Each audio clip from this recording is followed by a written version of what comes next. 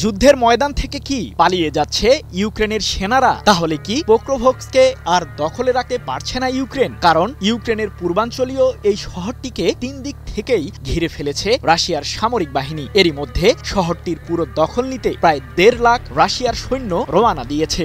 আর ইউক্রেনের president Volodymyr জেলেনস্কিকে রাশিয়ার হাত থেকে রক্ষা করতে প্রায় 500 মিলিয়ন মার্কিন ডলারের অস্ত্র সহায়তা প্যাকেজ কিয়েভকে দেওয়ার প্রতিশ্রুতি দিয়েছে ইউরোপীয়রা। এরপরও কি রাশিয়ার কাছে হেরে যাবে ইউক্রেন?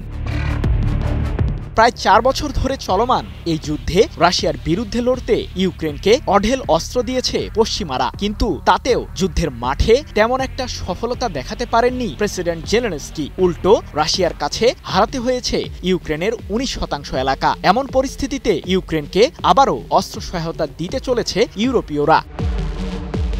পশ্চিমা সামরিক জোট ন্যাটোর মাধ্যমেই ইউক্রেনে যাবে এসব অস্ত্র। 500 মিলিয়ন মার্কিন ডলারের এই অস্ত্র সহায়তা প্যাকেজটিতে রয়েছে সামরিক সরঞ্জাম এবং যুদ্ধাস্ত্র। মূলত ইউক্রেনের বিমান বাহিনীর এয়ার ডিফেন্স সিস্টেমগুলোকে শক্তিশালী করার জন্য Denmark, Estonia, Finland, Iceland, Sweden ও নরওয়ে সহ 8টি বাল্টিক ও নর্ডিক ন্যাটো মিত্র এই সহায়তাগুলো দেবে। 13 নভেম্বর এক প্রতিবেদনে বিষয়টি নিশ্চিত করেছে ইউক্রেনের সংবাদ মাধ্যম দ্য কিয়েভ ইন্ডিপেন্ডেন্ট।